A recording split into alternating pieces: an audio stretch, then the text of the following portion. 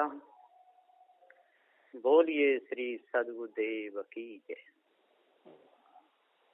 सदगुरु श्री कबीर साहब जी समझाते हुए कहते हैं, और शोध करके, विचार करके, निरख करके, परख करके, जरा भी ढील ढाल का काम नहीं सदगुरु श्री कबीर साहब जी की वाणी में। तो साहब ने कहा है कि जो जनैया है वो ही सत्य है। तो जनैया कौन है? ये चेतन जीव ही जनैया है, जो सबके गुण धर्म को जाने। पृथ्वी जल वायु अग्नि इन सबके गुण धर्म को जाने, वो जनैया। और इस जनैया चेतन जीव को अलग से कहीं से ज्ञान नहीं मिला है। ज्ञान मिलता है तो बाहरी भौतिक मिलता है, तो वो जीव के ही द्वारा बताया जाता है। और जिसका जो समवाय संबंध का जो ज्ञान है वो कहीं से नहीं मिलता। बाहरी जानकारी मिल जाती है, उसको भी ज्ञान कह देते। तो जानकारी वो बाहर की है, इसलिए मिल भी जाती है, वो छूट भी जाती है। जैसे बहुत से कारीगर बन जाते हैं, बहुत बड़े कारीगर हो जाते हैं, और कारीगरी करना छोड़ दें तो भूल भी जाते हैं। इसी प्रकार से विद्या अध्ययन लोग करते हैं, विद्या में पारंगत हो जाते हैं, और विद्या का अध्ययन करना छोड़ दें, फेरना छोड़ दें तो भूल भी जाते हैं। जैसे रोज एक ही शहर में रहते हैं काफी समय से, 20 साल से, 30 साल से, तो सारी गलियां मालूम रहती हैं। और यदि उस शहर को छोड़ करके 10-20 साल के लिए दूसरे शहर में पहुंच जाए तो गलियां भूल जाते हैं। तो वो बाहरी ज्ञान है। और जो निज का जो ज्ञान है, जो समवाय संबंध का जो ज्ञान है, इस ज्ञान में कभी फर्क नहीं पड़ता। तो जीव का सदा एक रस रहता है, तो एक देशी है। इसलिए चेतन जीव को सदगुरुदेव ने बताया कि जी एक देशी है, और निर्णय से भी ठहरता है कि एक देशी है ही। क्योंकि दूसरा जो जीव है वो अलग है, और अनेकों जीव हैं, एक जीव नहीं। एक ही यदि जीव होता तो एक के कर्म बिगड़े तो सबके बिगड़े, एक मुक्त तो सब मुक्त। तो एक तो है नहीं, जीव अलग अलग हैं, और सब अमर हैं, और सबका ज्ञान का और जीव का सबका समवाय संबंध है। लेकिन जो बाहरी जो ज्ञान है, भौतिक जो ज्ञान है, जो भ्रम का जो ज्ञान है, इसको सत्य मान लेते हैं। लेकिन वो ज्ञान नहीं है, वो तो जानकारी है बाहर की। उस जानकारी भी पक्की नहीं, वो भी कच्ची। लोगों ने तपस्या की और चित्तवृत्ति उनकी विचलित हुई,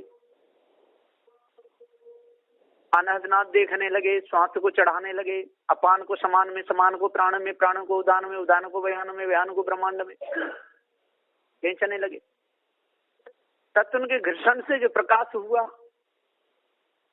उसी को ज्योति स्वरूप ब्रह्म मान लिया। ये कितनी बड़ी भूल है। ये तो तत्वों के घर्षण का प्रकाश है, और अग्नि तत्व है, और उसको जानने वाला, देखने वाला ये चेतन जीव है। कहते जब श्वास ब्रह्मांड में पहुंची, जीव मुक्त हुआ। जब मुक्ति हो गया तो फिर लौट के क्यों आता है? और सहज समाधि तो भंग हो जाती है, ब्रह्मांड फूट जाता है, मस्त फूट जाता है, मिट्टी मिल जाता है। उस समय वो समाधि कहाँ जाती है? तो इनका ये सब ढकोसला बेकार का।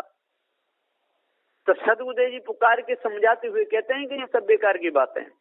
अकार, उकार, मकार, अर्धचंद्र और बिंदु, ये सब लक्ष्य कौन लगाता है? चेतन जीव शरीर संबंध से। अकार त्रिकुटी में ध्यान लगाता है, उकार कंठ में ध्यान लगाता है, मकार हृदय में ध्यान लगाता है, अर्धचंद्र हृदय में, नाभि में, और बिंदु ऊपर ब्रह्मांड में। अब जनैया इन पांचों का चेतन जीव हुआ।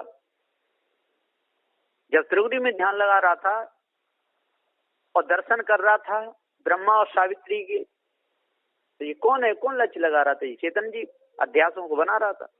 और कंठ में जब ध्यान लगाया लक्ष्मी और विष्णु का, तो अध्यास यही बना रहा था चेतन जी।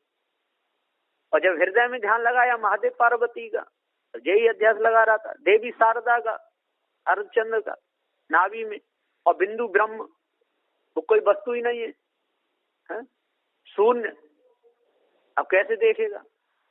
तो इनके मुख से ही इनकी पोल खुल गई और पता चल गया कि जी इस ब्रह्म परमात्मा कोई वस्तु नहीं है, ये सब धोखा है। तो इस धोखे में ये सारे संसार के लोग डूब रहे हैं, एक भी नहीं छोड़ना चाह रहे हैं। तो बंदी छोर सदगुरु श्री कबीर साहब जी पुकार के समझाते हुए कहते हैं, सबके लिए कोई हो, सबसे कह रहे हैं कि ये चेतन जन यही सत्य है और कोई सत्य नहीं है। बाहरी ज्ञान आता जाता रहता है, शब्द मनुष्य के द्वारा बोले जाते हैं, चाहे वो ईश्वर का हो, ब्रह्म परमात्मा किसी का शब्द हो, ये सब मनुष्य के द्वारा बोले जाते हैं। और उस शब्द की परख मनुष्य ही करता है, मनुष्य ही विचार करता है। जो परख करता है, जो जड़ चेतन का ज्ञान जिससे हो जाता है, वो शब्द को परख लेता है, ये सही है और ये गलत है। और जिसको पारक ज्ञान नहीं हो पाया, इसने शब्द रूप ही ब्रह्म मान लिया हो, उसको परख नहीं हो सकती, वो शब्द को ही ब्रह्म मान लेता है। तो श्वासा को ये लोग चढ़ाते रहते हैं, अपान को समान में, समान को प्राण में, प्राण को व्यान में, व्यान को उतान में, उतान को ब्रह्मांड में खींचते रहते हैं। इनको पता ही नहीं कि हम क्या कर रहे हैं।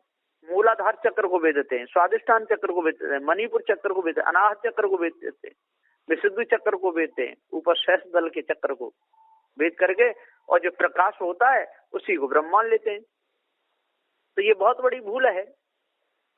जब तक इस भूल को अपने अंदर से नहीं निकालेंगे, जब तक इनको जड़ और चेतन का पूरा ज्ञान नहीं होगा, तब तक धोखे में ही समय इनका पूरा जाता रहेगा। और धोखा छोटा मोटा तो है नहीं, बहुत बड़ी भूल है।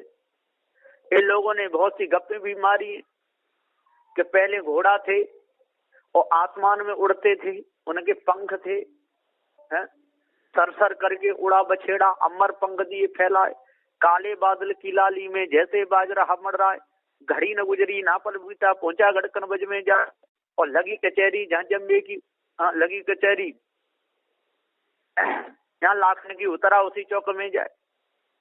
तो इसी प्रकार से ये गाते रहते हैं। उड़ गया बछेड़ा आसमान को, अमर पंख दे फैलाए, और जाके पहुंचा गढ़ चक्कर में जहां पर बसे कड़हंगा राय, तो जहां रणधीर सिंह सरदार, जाके पहुंचा गढ़माणों में जहां पर बसे कड़हंगा राय। तो इस प्रकार से ये लोग गाते रहते थे, कोई आला के रूप में, कोई ढोला के रूप में, कोई रामायण के रूप में, कोई महाभारत के रूप में, जो खूब गाते रहते। कितने हुए महाभारत के वीरों की कोई कमी नहीं रही, बहुत हुए। और बेचारे सब ऐसे ही मारे गए गाजर मूली की तले, सब चले गए।